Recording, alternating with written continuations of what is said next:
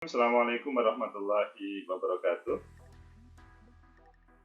Waalaikumsalam warahmatullahi warahmatullahi wabarakatuh. wabarakatuh. Selamat pagi, salam sejahtera untuk kita semuanya. Bagaimana kabar teman-teman?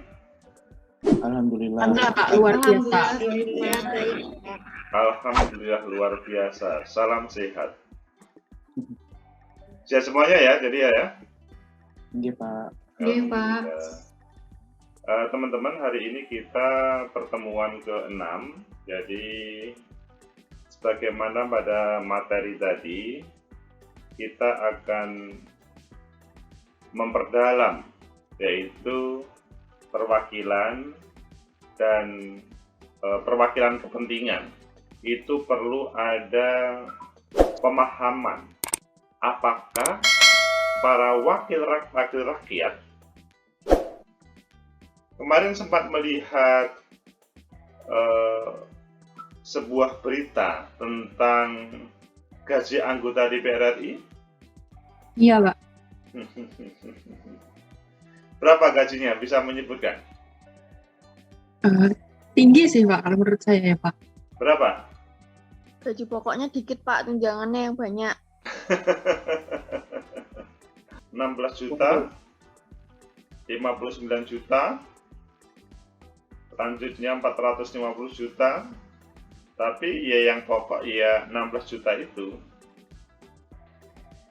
16 juta itu ya wajib, 59 itu tunjangan, jumlah 16 per 59 itu berapa?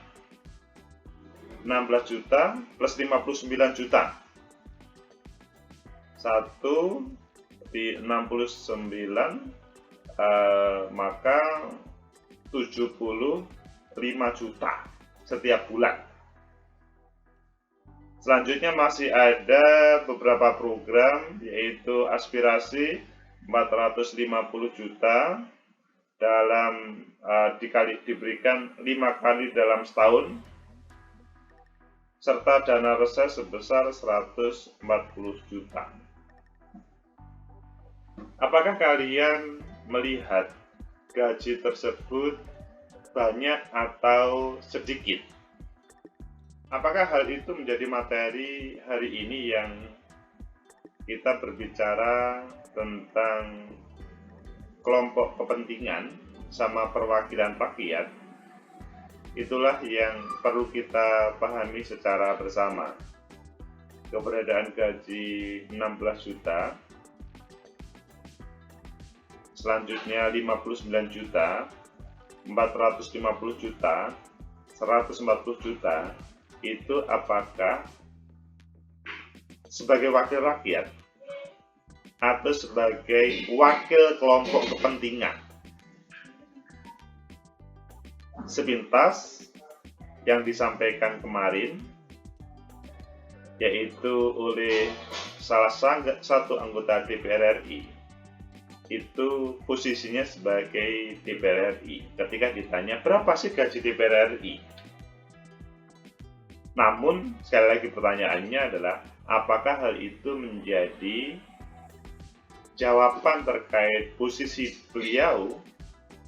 Ya Krisdayanti lah, kalau tidak Krisdayanti, dan semuanya, tidak hanya Krisdayanti adalah orang yang mengaku bersedia untuk mengungkapkan berapa gajinya. Apakah itu karena sebagai wakil rakyat atau sebagai wakil kelompok kepentingan? Itu yang kita bahas pada hari ini. Meskipun nanti rentetannya banyak, tidak hanya ngomong gaji-gaji, itu mungkin perbincangan materi kita 5%-nya atau 10%-nya. Yang lain adalah substansi dari materi perkuliahan. Ayo kita langsung ke materi. Sekali lagi, kita sifatnya bukan menjelaskan, tetapi mengulang sebentar saja. Sesudah itu nanti kita akan tanya jawab Q&A.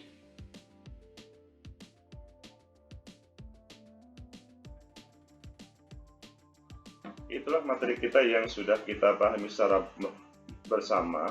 Intinya bahwa negara kita itu adalah bukan negara yang menampilkan individu, tetapi menampilkan pluralisme yang ada. Pluralisme tidak harus diartikan dalam pemahaman hanya sara saja, suku, agama, ras, dan antar golongan, tetapi juga masuk ke wilayah kehidupan sosial dan politik. Sehingga, sekali lagi, pengelolaan negara, bahkan pengelolaan bukan bagian dari negara, itu tidak boleh. Misalkan individu itu menjadikan dia orang feodal, menjadikan menguasai segalanya, dan bahkan masuk ke wilayah kelompok kepentingan, maksudnya kelompok wakil rakyat. Jangan sampai ada, misalkan dia terpilih menjadi kepala daerah, bupati, gubernur, atau terpilih menjadi DPR, itu bukan karena sebagai perwakilan masyarakat, tetapi dia hanya menampilkan perwakilan kelompok kepentingan tertentu dengan cara, misalkan dia mampu membeli seluruh pemilih, misalkan dengan uang sekian, sehingga dia terpilih menjadi anggota DPR. Secara legal formal dia terpilih, tetapi secara substansial dia bukan sebagai anggota DPR yang sebenarnya dan tidak mewakili berbagai kelompok kepentingan yang ada. Sehingga kalau ini dibiarkan, maka posisi beliau sebagai anggota DPR, wakil rakyat, itu tidak akan memperjuangkan rakyat yang memilihnya. Dia sudah merasa selesai karena wakil rakyat sudah dia beli pada waktu pemilu yang kemarin. Silahkan sekarang ketika teman-teman mau bertanya atau mau mendebat, mungkin materinya ada yang belum dijelaskan ataupun yang lain, atau membahas tentang enaknya menjadi wakil rakyat dengan gaji yang luar biasa. Ima Latifah, silahkan. Ya, terima kasih atas waktunya, Pak. Oke. Perkenalkan, saya Ima Latifah. Pertanyaan saya, DPR saat ini, Pak. Begitu, terima kasih. Pertanyaannya, apakah sudah sesuai dengan tugas dan wewenang DPR saat ini? sebelum saya menjawab, menurut Ima Latifah sudah sesuai atau belum? Menurut saya belum, Pak. Oh, belum.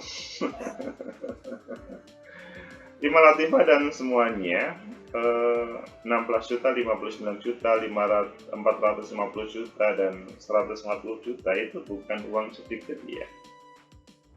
Tetapi kalau kita melihat berapa sih nilai kursi anggota DPR RI, itu setiap daerah pemilihan sangat beragam.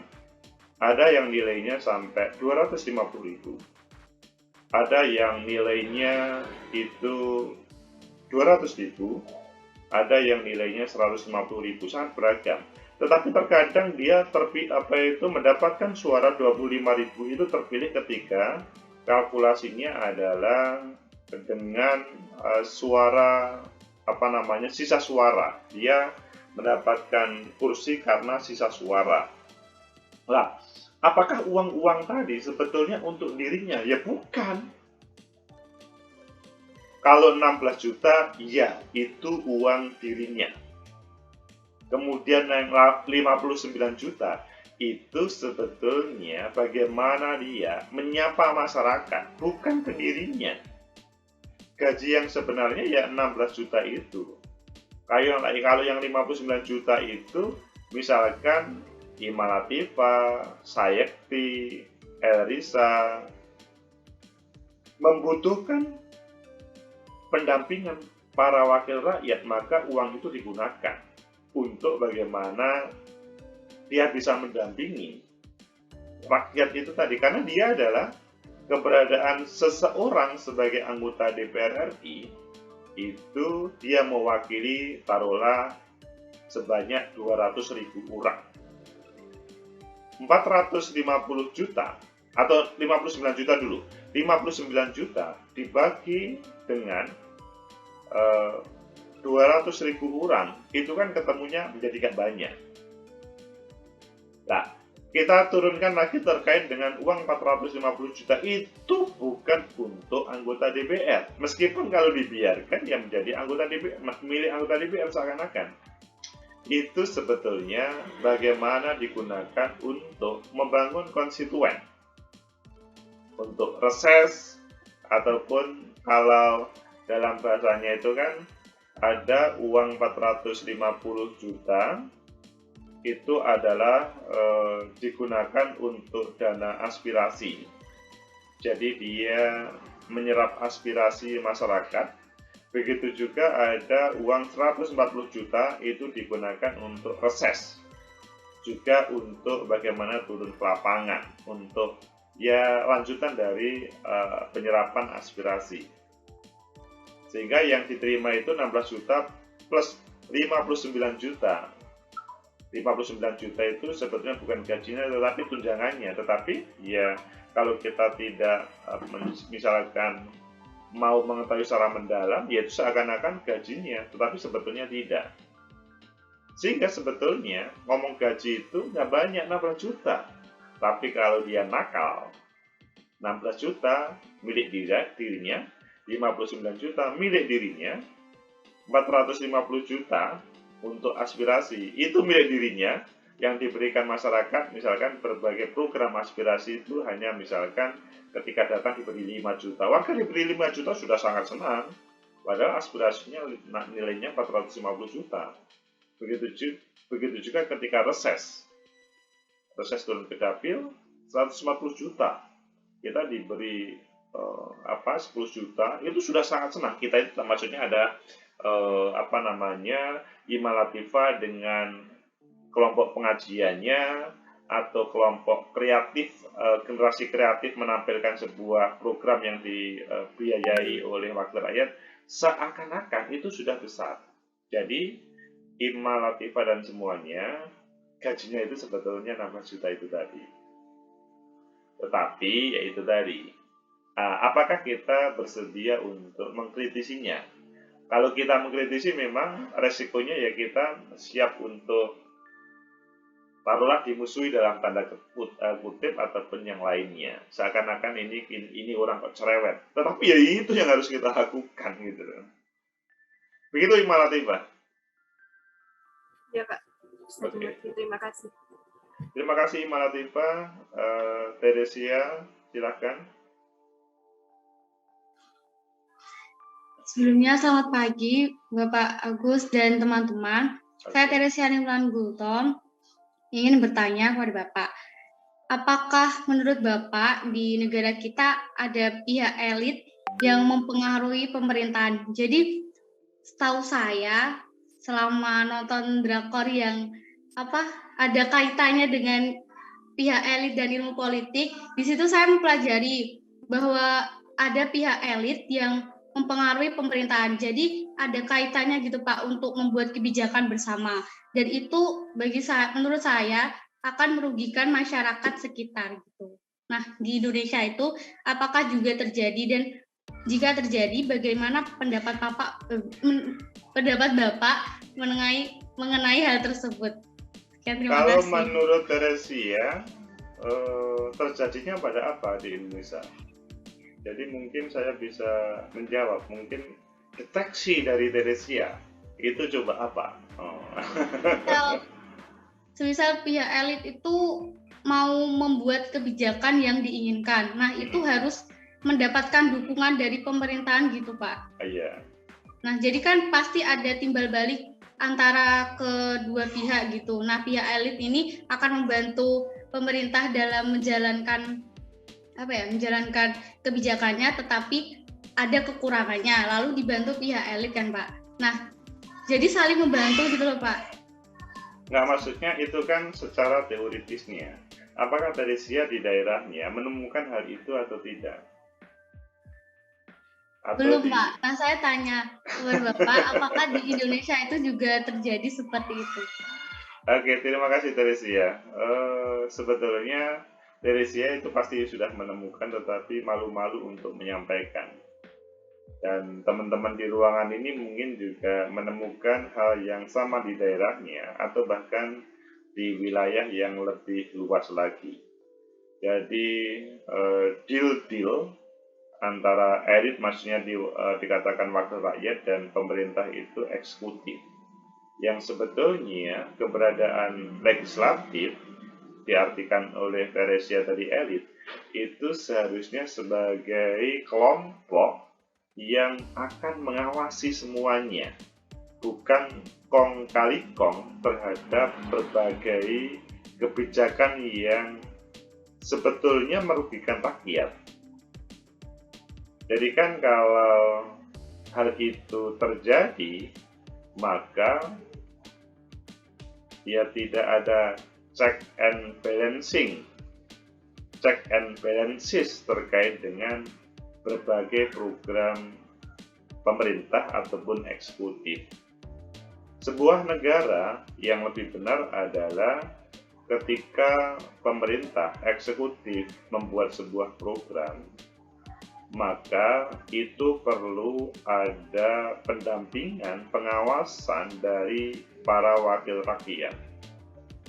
Jadi kebenaran itu tidak boleh hanya muncul dari eksekutif saja, tetapi harus sebetulnya dia merupakan perwakilan dari rakyat. Jadi kalau kita ngomong demokrasi, maka semuanya harus menjadi simbol dari rakyat itu sendiri, bukan dari simbol kekuasaan. Kalau yang terjadi adalah simbol kekuasaan dan legislatif itu tidak bisa memantaunya, yang terjadi maka muncul feodal baru, oligarki baru, ataupun sebagainya dan lain sebagainya. Dan kita pasti menemukan hal itu di dalam kehidupan kita. Teman-teman pernah melihat bagaimana posisi wakil rakyat yang seharusnya dia adalah mewakili rakyat, tetapi pada waktu ada revisi pembahasan dari undang-undang korupsi tentang KPK pada waktu yang lalu, itu selanjutnya apa yang menjadi aspirasi rakyat, demonstrasi selalu hadir, hal itu tidak didengarkan. Wakil rakyat seia sekata dengan eksekutif. Padahal wakil rakyat itu ya seharusnya mewakili para demonstran itu, bukan mewakili eksekutif. Ini salah satu contoh yang sebetulnya menampar demokrasi yang ada di negeri ini.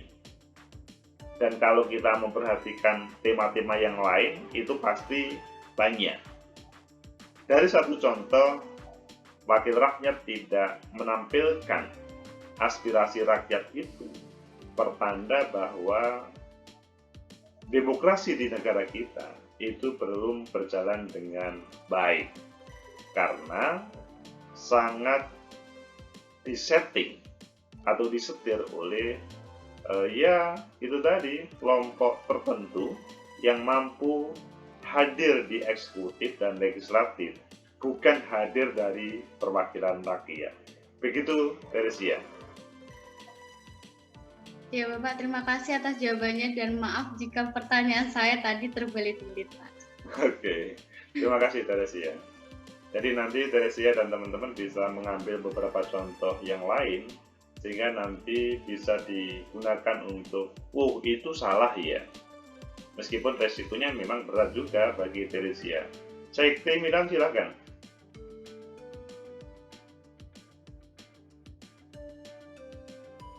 Baik, saya mengartikan bahwa pluralisme adalah sistem yang itu memungkinkan berbagai pihak kepentingan dalam masyarakat untuk bersaing secara bebas dalam mempengaruhi proses politik, seperti itu ya Pak? Iya. Tetapi mengapa tadi Bapak mengatakan di kelemahan pluralisme itu adalah membatasi partisipasi individu. Padahal kan kalau di sini pluralisme itu memungkinkan berbagai pihak untuk bersaing secara bebas di kepentingan politik itu, Pak. Tapi kenapa kok malah Anda mengatakan bahwa itu membatasi begitu? Terima kasih. Diulangi lagi supaya bisa semua dipahami, saya dari awal. Baik, saya menangkap bahwa pluralisme itu adalah sistem yang memungkinkan berbagai pihak untuk bersaing secara bebas atau berpartisipasi secara bebas di suatu kepentingan politik.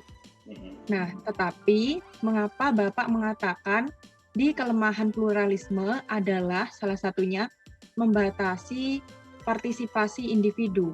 Padahal di sini di pengertiannya itu tadi dijelaskan bahwa semua pihak itu bebas untuk berpartisipasi di sistem politik itu, Pak. Terima kasih. Saya bilang kan semuanya, negara kita itu bukan negara liberal, bukan negara yang mengarah kapitalis. Tapi kita itu negara demokrasi yang menampilkan demokrasi Pancasila. Indonesia berbeda dengan Amerika, di mana ketika menampilkan Pancasila itu maka tidak boleh individu yang muncul. Pertarungan antara kapitalisme, sosialisme, dan komunisme itu sudah dalam umur yang sangat panjang, dan itu sudah selesai ketika misalkan komunisme sudah hancur, meskipun di Indonesia sering semacam menjadi ancaman akan hadirnya. Nah, kalau komunisme itu yang seakan-akan berperan negara, meskipun sebetulnya individu menguasai berbagai hal terkait dengan itu atas nama negara. Kalau berbicara kapitalisme liberal, itu menampilkan yang terdepan itu adalah individu-individu yang hebat. Saya Milan ketika mempunyai ide gagasan yang hebat, maka bisa-bisa teman satu kelas ini sebanyak 24 atau 25 ini, mereka tidak terakomodir. Saya Milan akan berusaha dengan dirinya sendiri. Teresia yang kemudian dalam membutuhkan hal, kemudian apa kamu disingkirkan. Breski ketika dia punya gagasan yang sama, ketika Sayekti merasa ini membahayakan, maka langsung di-cut. Atau kalau bisa-bisa bahkan nanti kemudian langsung ini Breski ini melanggar hak cipta saya, langsung diajukan ke pengadilan. Akhirnya Breski masuk penjara gara-gara kreativitasnya oleh Sayekti Milan diberi label sebagai copyright, atau sebagai label sebagai orang yang mengambil hak cipta Sayekti Milan. Dan selanjutnya kita pahami bahwa negara kita itu meskipun kita adalah pluralis, kita adalah negara Pancasila, dan dalam sistem demokrasi kita ya sistem demokrasi Pancasila yang di dalamnya ada salah satunya tema gotong royong, tema persatuan, tema keadilan sosial, dan selanjutnya. Tentunya yang menjadi pertama, tema keagamaan itu menjadi yang utama. Harus semuanya mendasarkan pada kehidupan agama meskipun tidak pada satu agama, tetapi bahwa itu harus menampilkan keagamaan. Maksudnya dasarnya itu keagamaan. Sehingga pertanyaan Sayekti Milan terjawab ketika ada seseorang yang ingin sukses dan sebetulnya dia diberi kebebasan, tetapi kebebasan seseorang itu dibatasi oleh kebebasan orang lain. Jadi boleh yang namanya Sayekti Milan itu menampilkan usahanya untuk menguasai negara kita. Tetapi hal itu dibatasi oleh hak-hak orang lain, hak-hak imam, ulan, dan selanjutnya ketika dia juga mau membangun negeri dengan ya kreativitasnya tersebut. Intinya, di dalam membangun negeri demokrasi Indonesia, demokrasi Pancasila, maka tetap hak individu itu terbatasi oleh hak individu lain. Meskipun kita bukan komunisme, dan tentunya sebaliknya, kita bukan negara liberal kapitalisme, bukan, tapi berdasarkan pada Pancasila. Pluralisme diartikan sebagai perbedaan yang menjadi penopang kemajuan negara ketika bisa bersinergi, bukan menampilkan individu-individunya. Karena kalau kita menampilkan itu, maka the power tend to corrupt. Ketika ada sebuah kekuatan, ada sebuah power, maka yang muncul adalah dia akan korup. Korup itu ingin menguasai, ingin memiliki segala-galanya, dan sepertinya orang lain itu dinisbikan, ditiadakan. Itu yang selanjutnya berlawanan terhadap apa yang menjadi gagasan menghadirkan pluralisme yang ada di negeri ini. Apakah ada yang belum terjawab, Pak Yakti? Ya Pak, sangat jelas, saya menjadi paham. Oke, terima kasih Pak Yakti. Nur Sabrina, silakan. Ya, terima kasih atas kesempatan dan waktunya. Saya izin bertanya, Bapak. Bagaimana kita mengetahui kinerja dari wakil rakyat? Seperti yang tadi Bapak jelaskan sedikit lebih banyak, menjawab pertanyaan dari Teresiani, di mana harusnya kalau terjadi demonstrasi itu kan berarti ada ketidakpuasan dari masyarakat. Nah, itu kan harusnya para wakil rakyat itu harusnya sebagai pemimpin aspirasi rakyat itu agar didengarkan, tetapi malah mereka seolah menutup telinga dan membela lembaga eksekutif. Nah, menurut Bapak terkait kita itu mengetahui kinerja nyata dari wakil rakyat itu dilihat dari mana ya Bapak? Begitu. Nur Sabrina, selama ini apakah pernah melihat sesuatu yang ditampilkan oleh legislator yang dia digaji seperti itu selama 5 tahun? Apakah merasakan atau tidak? Nur Sabrina di mana sih rumahmu? Ya, rumah saya di Bojonegoro, Bapak. Nah, di Bojonegoro kan ada taruhlah berapa? 7 atau 9 DPR RI. Begitu juga kalau DPR di Kabupaten Bojonegoro, di dapilnya mungkin juga sekitar 9 orang di dapil itu. Nah, apakah Nur Sabrina merasakan apa sih yang mereka kerjakan, yang katanya tadi kalau 16 juta kita tutup mata karena itu adalah gaji beliau. Kalau yang 59 juta itu kan tunjangan bagaimana kinerja untuk mendampingkan rakyat lebih baik. Yang lebih perlu dikritisi adalah 450 juta, ya, itu adalah dana aspirasi. Tentunya, apakah Nur Sabrina pernah merasakan, minimal pernah mengetahui, diajak ngobrol dengan yang bersangkutan, bahkan selanjutnya digunakan untuk membuat sesuatu, baik program ataupun lainnya. Begitu juga ketika waktu masa reses, 140 juta, itu terasa nggak? Nur Sabrina pernah merasakan kopinya nggak?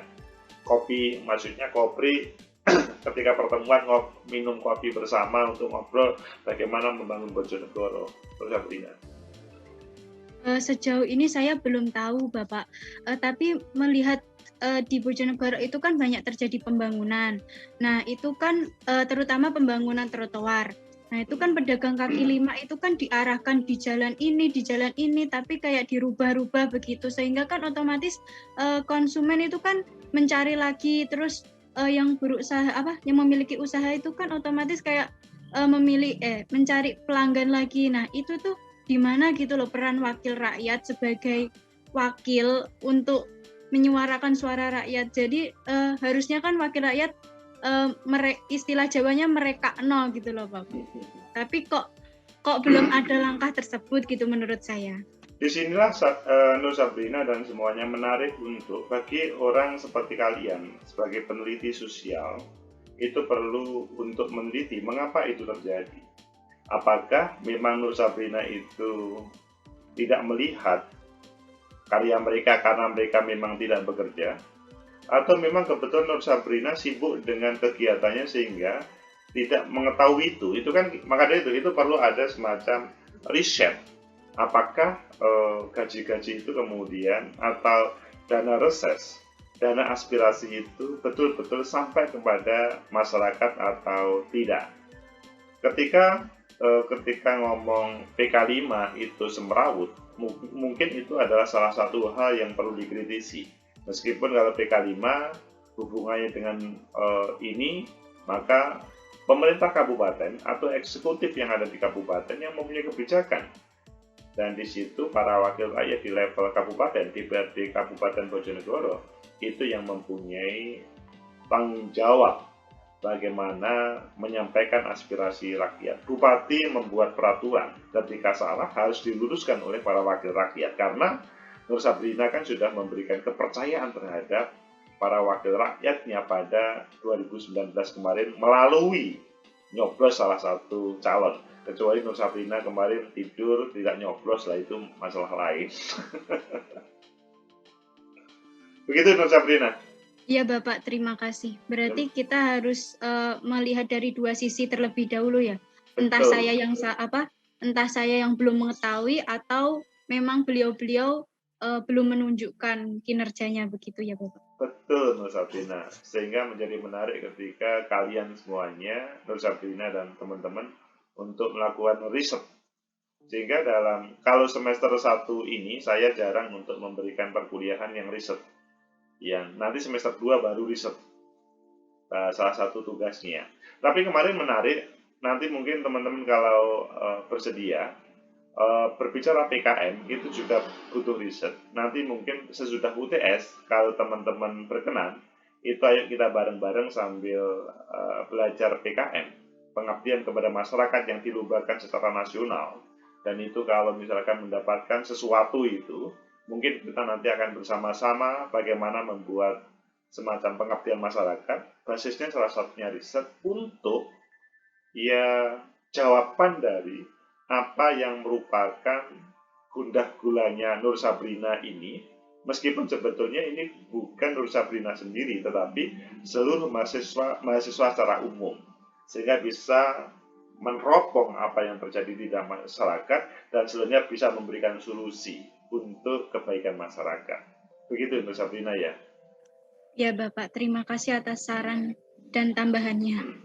Terima kasih. Sehingga nanti teman-teman sesudah UTS kemungkinan, meskipun kemarin saya tidak ada keinginan untuk memberikan tugas itu, tapi kok menarik ya ketika nanti ada tema pengabdian masyarakat, dan kalau itu proposal kita itu diterima dibiayai besar, tapi yang lebih penting adalah teman-teman sebelum lulus dari kampus itu sudah bisa membuat sebuah riset dan hasilnya nanti memuaskan. Kalau nanti dalam kehidupan yang sebenarnya itu selanjutnya bisa dilanjutkan untuk ya baik teman-teman bekerja di birokrasi ataupun di lembaga riset ataupun di swasta pasti bermanfaat. Jadi kita itu kan dalam perkuliahan itu belajar. Oke, selanjutnya Wulan Azizah. Wulan Azizah bertanya ini ya. Ya Bapak. Oke, silakan. Baik, terima kasih atas waktunya. Yang ingin saya tanyakan seperti ini Bapak, kan tadi Bapak Agus menjelaskan bahwa DPR itu sebagai wakil rakyat, dan seharusnya DPR itu membela suara rakyat, bukan lebih mengarah kepada lembaga legislatif. Seperti yang kita ingat, saya perlu koreksi juga, yang berhak membuat undang-undang hanya DPR dan Presiden. Tapi bagaimana bila DPR dan Presiden itu semena-mena dalam pembuatan undang-undang yang justru merugikan rakyat? Seperti yang kita lihat pada kasus kemarin, yang pengesahan undang-undang Omnibus Law kalau tidak salah, itu kan rakyat khususnya mahasiswa itu gencar-gencarnya menyuarakan untuk menolak ya Bapak. Tapi dari pihak DPR itu sepertinya kurang menanggapi peristiwa tersebut gitu. Mungkin saya butuh pencerahan atau jawabannya Bapak. Sekian, terima kasih. Terima kasih Ulan Aziza dan teman-teman semuanya. Saya tidak tahu nanti teman-teman itu menjadi apa pada 10-20 tahun lagi. Ada sebagian yang menjadi legislatif, bahkan menjadi elit legislatif, sebagian menjadi eksekutif, elit eksekutif, pengambil kebijakan, sebagaimana yang ditampilkan Wulan pada tadi, yaitu ada semacam kong kali kong, deal antara legislatif eksekutif untuk menampilkan yang diinginkan oleh kedua elit itu, bukan yang diinginkan oleh rakyat. Mengapa terjadi revolusi? Salah satunya karena legislatif tidak menampilkan apa yang menjadi aspirasi rakyat. Kalau itu berlanjut, maka ya rakyat akan bergerak sendiri tanpa melalui wakilnya. Yang seharusnya dengan wakilnya itu sudah terselesaikan. Salah satu temanya adalah Omnibus Law. Jadi nanti teman-teman, kalau teman-teman menjadi elit, harus bisa mendeteksi apa yang menjadi aspirasi rakyat, bukan aspirasi elit tertentu tadi.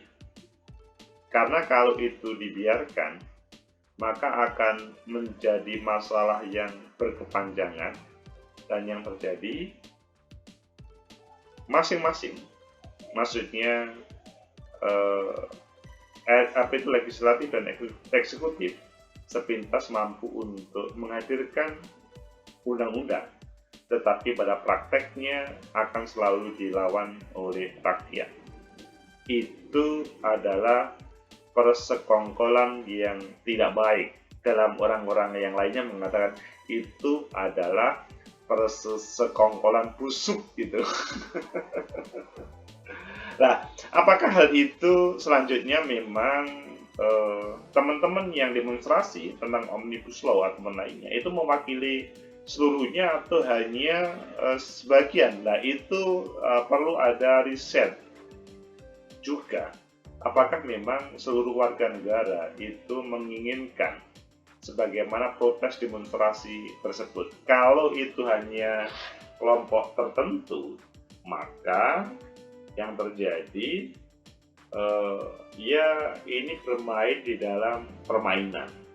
Seharusnya yang bermain atau yang membuat kebijakan itu adalah eksekutif dikawal oleh legislatif, tetapi ada parlemen jalanan atau eksekutif jalanan yang dia menari-nari dengan sebuah kebijakan tersebut. Sehingga yang seharusnya dilakukan adalah bagi teman-teman ini, yaitu bagaimana melihat substansi permasalahan supaya tidak terjebak dengan aroma taruhlah demonstrasi yang ada. Demonstrasi itu bagus, penting, tetapi teman-teman tidak boleh langsung pokoknya ada demonstrasi langsung ikut. Wah, jadi coba deteksi apakah itu memang sesuai dengan aspirasi rakyat. Maksudnya apakah hal itu memang merupakan kebutuhan yang harus diperjuangkan atau bukan. Begitu Ulan Aziza. Ya, baik Bapak, terima kasih telah menjawab. Terima kasih Ulan Aziza. Pertanyaannya sudah habis ya teman-teman ya. Masih apakah ada yang lain yang belum terjawab?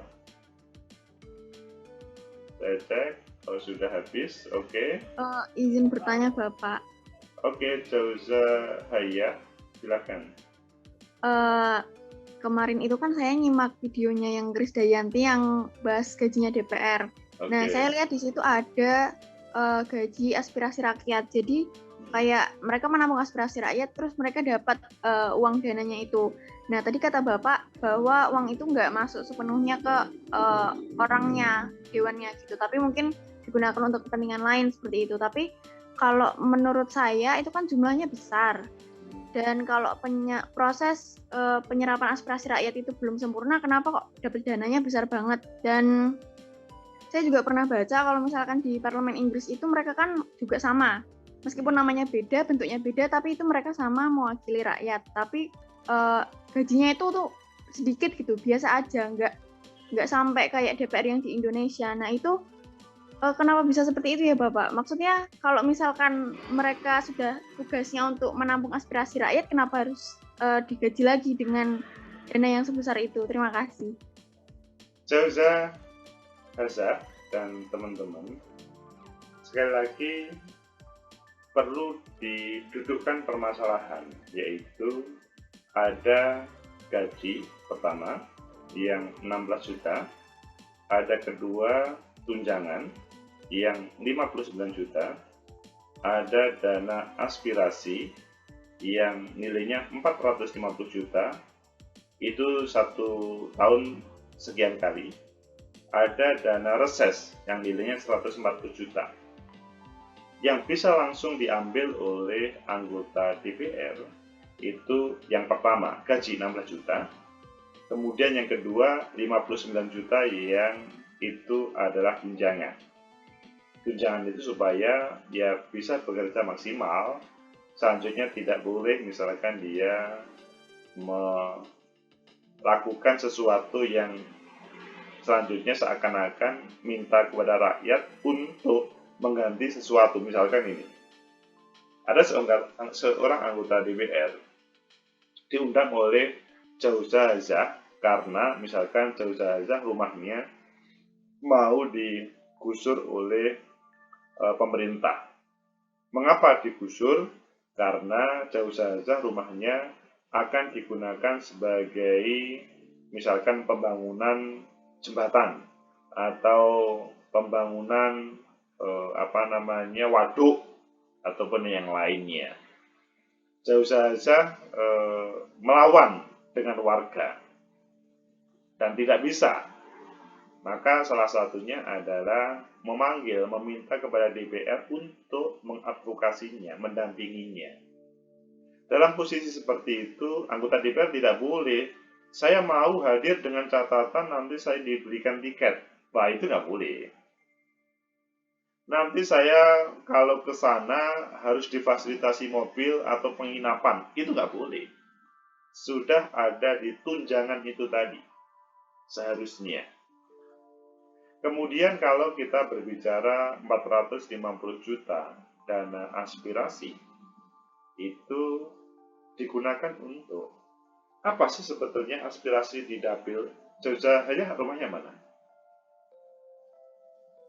Saya rumahnya Sragen, Bapak. Nah, di Sragen itu apa yang menjadi kebutuhan warga, maka anggota DPR turun untuk aspirasinya apa sih warga sini terkait dengan apakah sekolahan, masjid atau tempat ibadah, atau jalan, ataupun pertanian, pembangunan irigasi dan lain sebagainya. Apa? 450 juta itu seharusnya dibawa ke daerah pemilihannya untuk mendapatkan aspirasinya. Bukan langsung masuk ke kantongnya. Begitu juga dana reses yang 140 juta, itu juga bukan masuk ke kantong seharusnya. Tapi itu digunakan berdampingan dengan aspirasi tersebut. Nah, dari situ pada dasarnya uangnya itu nggak banyak, tetapi karena dia nakal, dia selanjutnya menjadi banyak. Jadi uang-uang itu sebetulnya bukan uangnya dia, tapi dia mampu untuk mengambil dengan manipulasi yang ada.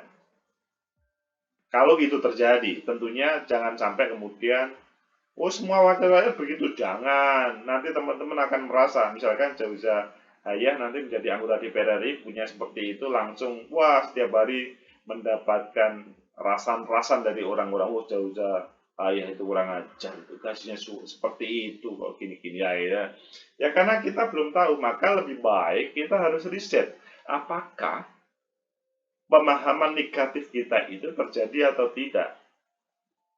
Maka kalau terjadi harus kita luruskan, kalau tidak terjadi ya harus dihilangkan sentimen negatif tersebut. Begitu Jauza Hayah. Baik Bapak, terima kasih. Baik, terima kasih Jauza Hayah. Cukup teman-teman dari berbagai pertanyaan yang ada. Oke. Kalau sudah cukup, maka alhamdulillah teman-teman sudah bisa memahami terkait dengan perwakilan rakyat dan perwakilan kepentingan. Sehingga tidak boleh perwakilan rakyat itu adalah perwakilan kepentingan itu sendiri. Kepentingan bukan kepentingan rakyat, tetapi kepentingan kelompok. Tetapi kalau dia kepentingan rakyat, itu adalah yang seharusnya dilakukan. Terima kasih, semoga ada manfaat. Ketemu dalam pertemuan selanjutnya. Assalamualaikum warahmatullahi wabarakatuh. Waalaikumsalam warahmatullahi wabarakatuh. Terima kasih. Terima kasih Bapak. Sama-sama. Oke.